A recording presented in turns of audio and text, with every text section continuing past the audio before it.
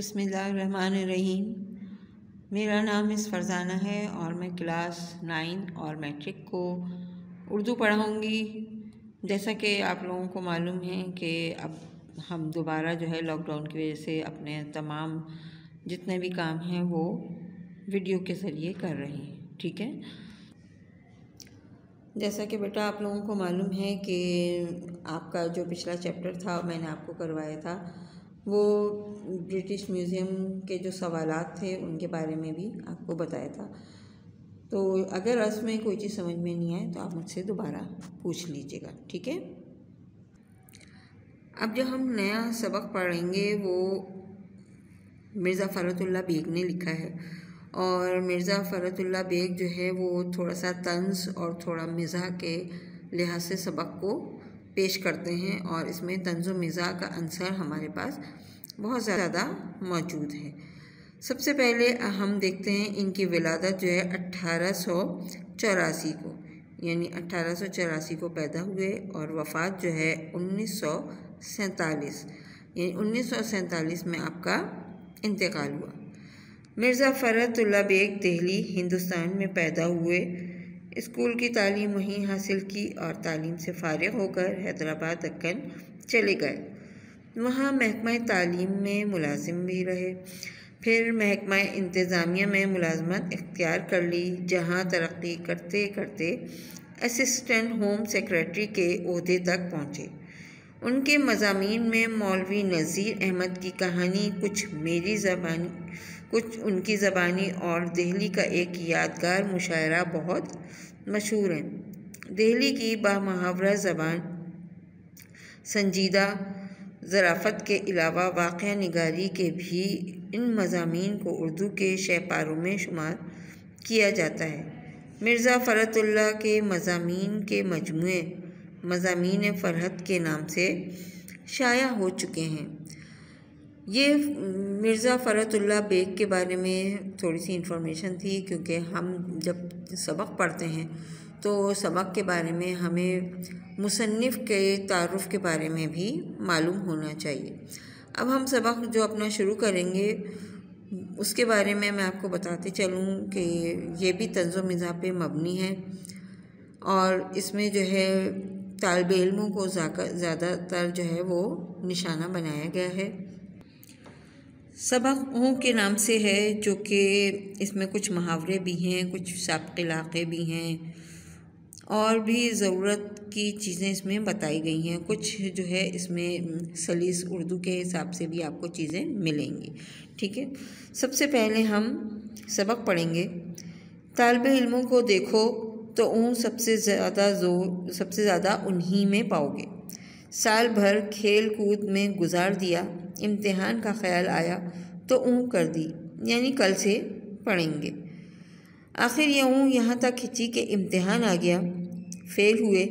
इस फ़ेल होने पर भी कर दी और ये बहुत ही बामायने होती है। इसके मायने तो ये हैं कि बाप ज़िंदा है, खाने पीने और उड़ाने को मुफ्त मिलता है। अगर वो मर भी गए तो जायदाद मौजूद है और कर्ज़ा देने को साहूकार तैयार है। फिर पढ़ लिख कर अपना वक्त क्यों ज़ाया करें। दूसरे मायने ये भी हैं कि अभी हमारी उम्र ही क्या है, सिर्फ 18 बरस ही के तो है। अगर मिडिल में के इम्तिहान में 2-4 दफ़ा फ़ेल हो चुके हैं तो क्या हर्ज है। 30 साल की उम्र तक भी इंटर पास कर लिया तो सिफारिश के बलबूते पे कहीं ना कहीं चिपक ही जाएंगे, या कम से कम विलायत जाने का पर्चा तो ज़रूर मिल जाएगा और ज़रा कोशिश की तो बाद में माफ़ भी हो सकेगा। इस फेल होने पर उन्होंने कर दी और उधर माँ बाप ने भी कर दी। इस सूरत में अब्बा और अम्मा की का दूसरा मतलब ये है, यानी ये कि बच्चा भी फेल हुआ है, दिल टूटा हुआ है, ज़रा कुछ कहा तो कहीं ऐसा ना हो कि रो रो कर अपनी जान हलकान कर ले या कहीं जाकर डूब मरे। गर्ज़ इस ने साहबजादे की तालीम का ख़ात्मा बिलखैर कर दिया। घर वाली की सबसे ज़्यादा ख़तरनाक होती है। किसी मामा पर खफा हो रही हैं, वो बराबर से जवाब दिए जा रही है, ये ऊँ करके खामोश हो गई। लीजिए, नौकर शेर हो गए। घर का सारा इंतज़ाम धर्म भरम खुद उनके इख्तियारात सल्ब। घर की हुकूमत उन से छिन मामाओं के हाथों में चली गई। कोई चीज़ चोरी हो गई। बेगम साहबा ने इधर उधर ढूंढ लिया, कुछ थोड़ा बहुत गुल मचाया, आखिर करके बैठ गई। अब क्या है? पिटारी में से कत्था छालिया गायब, खर्च की संदूकची में से रुपए पैसे गायब, संदूकों में से कपड़े गायब। गर्ज रफ्ता रफ्ता सारे घर का सफाया हो गया। मामा ने कोई रकाबी तोड़ डाली। शिकायत हुई तो उन्होंने वही ऊँ का इस्तेमाल किया।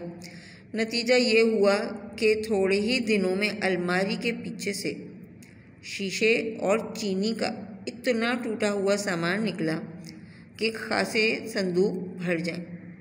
बच्चों ने कोयले से दीवार पर लकीरें खींची और दरवाज़ों पर पेंसिल से कीड़े मकोड़े बनाए। पहले तो ये थोड़ी बहुत बिगड़ी, फिर ऊँ करके चुप हो गई। अब रहे मियाँ तो उनकी ऊँ सबसे ज़्यादा तेज़ है। बीवी किसी बात पर बिगड़ी, मियाँ ऊँ करके चले गए।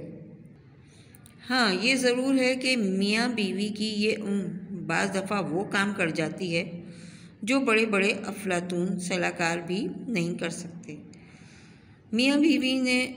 मियाँ बीवी को गुस्सा आया। मियाँ ने ऊँ कर दी। चलो, लड़ाई का ख़ात्मा हुआ। मियाँ किसी बात पर बिगड़े, बीवी ने ऊँ कर दी। मियाँ का गुस्सा ठंडा हो गया। अगर ऊँ की जाए तो जवाब दिया जाता है कि मियाँ को घर छोड़ना और बीवी को मैके जाना पड़ता है।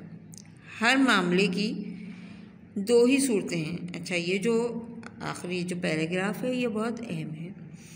हर मामले की दो ही सूरतें होती हैं, फतह या शिकस्त, और दोनों सूरतों में ऊँ नुकसानदेह साबित होती है। शिकस्त पर जिसने ऊँ की, इसने गोया शिकस्त को शिकस्त ही ना समझा। जिसने फतह पर ऊँ की, इसने गोया अपनी हिम्मत की कदर नहीं की। वो आज नहीं डूबा तो कल डूबेगा। दुनिया में वही लोग कुछ कर सकते हैं जो फतह को फतह और शिकस्त को शिकस्त समझें। अब रहे ऊँ वाले जो लापरवाही से शिकस्त और फतह को बराबर समझते हैं, उनका बस खुदा ही मालिक है। दुनिया से अगर मिट ना जाएंगे तो कम से कम जूतियाँ हमेशा ज़रूर खाएंगे। अब ये जो सबक था ये माखूज़ है मजमुए मिर्ज़ा फ़रतुल्लाह बेग जिल्द सोम मज़ामीन से।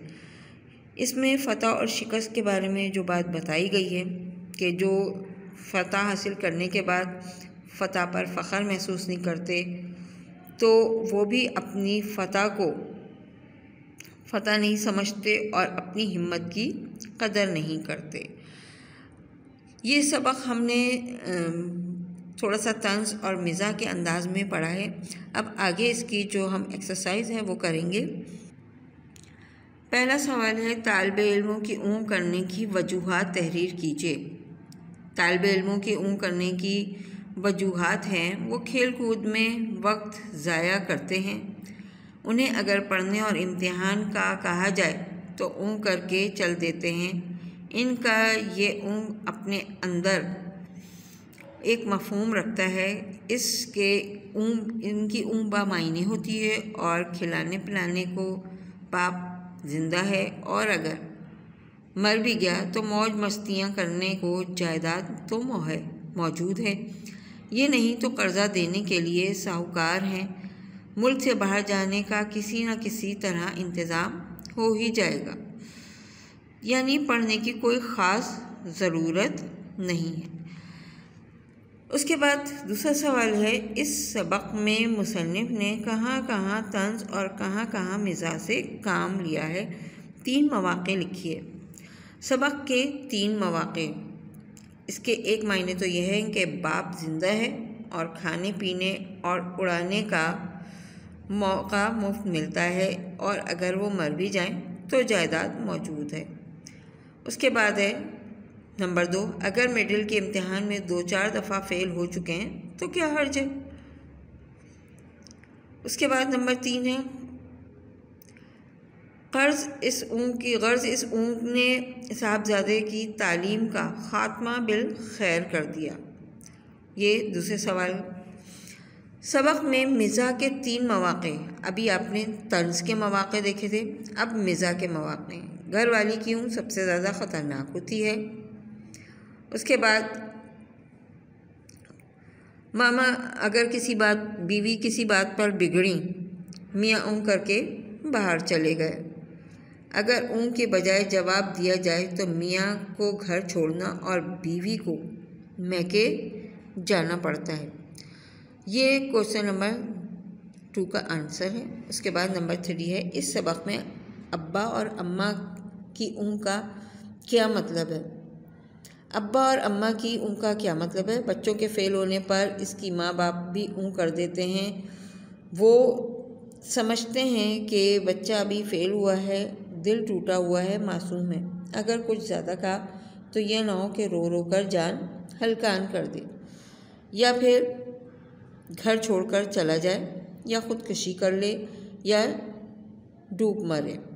इस तरह वालिदैन अपने बच्चों की तालीम का ख़ात्मा खुद कर देते हैं कि बच्चों के दिल टूटने और बच्चों की परेशानियां देखकर वो बच्चों को कुछ नहीं कहते।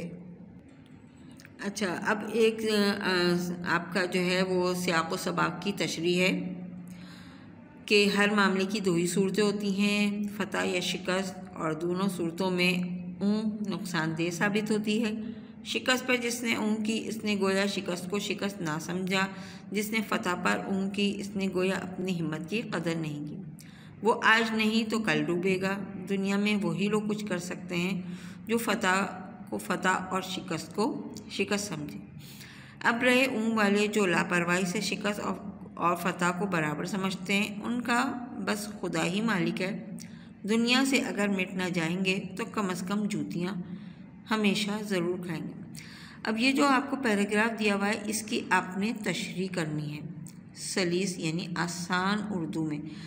तो इसकी ये तशरीह है कि अपने मज़मून में जो आपको मज़मून दिया गया है, इसमें मुसन्निफ़ मिर्ज़ा फ़रहतुल्लाह बेग ने हमसे इस बात को नज़रअंदाज कर देने वाले हमारे माशरती रवैये को मौजू बनाया है।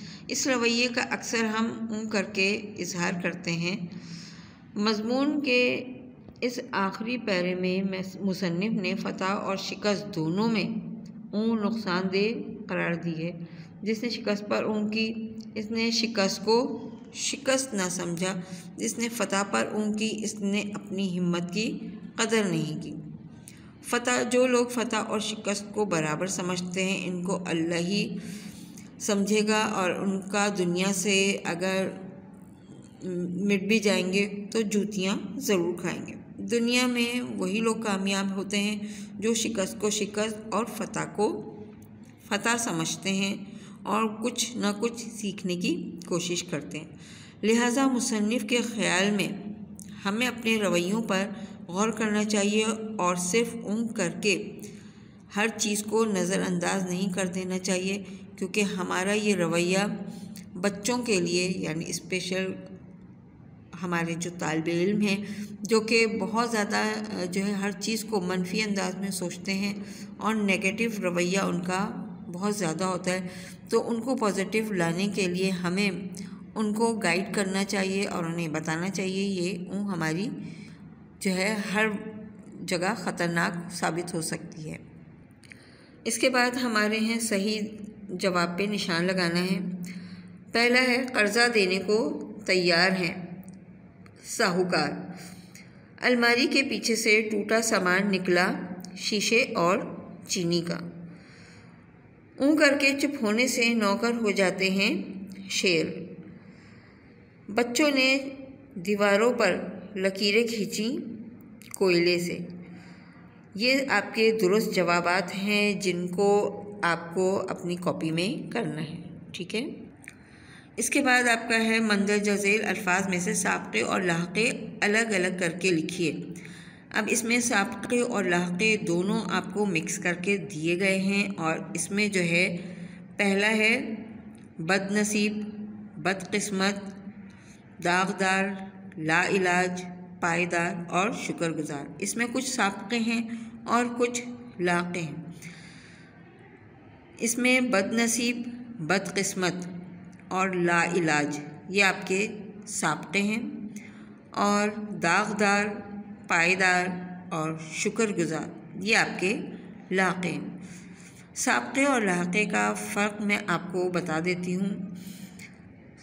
साबक़ा किसको कहते हैं, यानी हमारे पास कोई भी लफ्ज़ हो उससे पहले हम किसी नए लफ्ज़ का इजाफ़ा करते हैं तो हमारा साबक़ा बन जाता है। जैसे हमारे पास एक लफ्ज़ है नसीब, नसीब से पहले हमने बद लगा दिया तो नया लफ्ज़ बन गया बदनसीब। उसके बाद है किस्मत, किस्मत से पहले अगर हम बद लगा देंगे तो बद किस्मत हो जाएगा। उसके बाद तीसरा लफ्ज़ है लाइलाज, इलाज हमारे पास एक लफ्ज़ है, इलाज से पहले अगर हम ला लगा देंगे तो वो लाइलाज हो जाएगा। यानी ये हमारे साबक़े हैं, यानी हम पहले कोई लफ्ज़ लगा के हम नया लफ्ज़ बना देते हैं तो वो हमारा साबक़ा है। इसी तरह लाहक़े में है कि जैसे हमारे पास एक लफ्ज़ है दाग, हमने उससे आगे जो लफ्ज़ का इजाफ़ा किया है वो दार है, दाग दार। उसके बाद दूसरा लफ्ज़ है पाए, पाए के आगे हमने दार का इजाफ़ा कर दिया तो ये पायदार हो गया।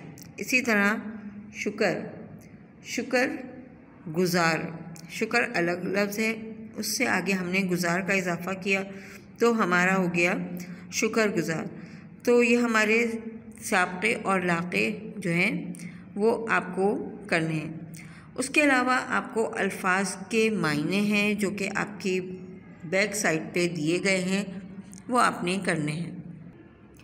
ये आपके अल्फाज के मायने हैं, जान हल्कान करना, डूब मरना, ख़ात्मा बिल खैर, ये सब आपके अल्फाज हैं जिसके आपको मायने करने हैं। यानी सबसे पहला आपका है रो रो कर जान हल्कान करना, यानी अपने आप को थका देना, अपने आप को जो है वो परेशानी में डाल देना। उसके बाद है डूब मरना, यानी बहुत ज़्यादा शर्मिंदा होना। उसके बाद है ख़ात्मा बिल खैर, अच्छा ख़ात्मा होना, अच्छा अंजाम होना। उसके बाद आपका है शेर होना, यानी किसी रोब डालना किसी पर या दिलेर हो जाना। बरहम होना, यानी दरहम बरहम यानी उलट पुलट हो जाना। उसके बाद है रफ्ता रफ्ता, यानी आहिस्ता आहिस्ता। घर का सफाया करना, सब कुछ ख़त्म कर देना या घर को साफ़ कर देना। उसके बाद है जूतियाँ खाना, यानी मार पीट, यानी एक वक्त ऐसा आता है कि आदमी जो है वो उसको मारपीट यकीनन जो है वो पड़ती है, क्योंकि जब वो शिकस्त और फ़तह में फ़र्क नहीं समझता तो जूतियाँ ज़रूर खाता है। तो ये आपका वो ये पूरा चैप्टर है जो कि मैंने आपको समझा दिया है। इसमें अगर कहीं कोई प्रॉब्लम आए आपको तो आप मुझसे ग्रुप पर पूछ सकते हैं, और अगर ये कोई चीज़ समझ में ना आए तो आप मुझसे डायरेक्ट जो भी है जो बात आप मुझसे पूछ सकते हैं। ठीक है, अब आपका ये चैप्टर जो है वो ख़त्म हुआ और इस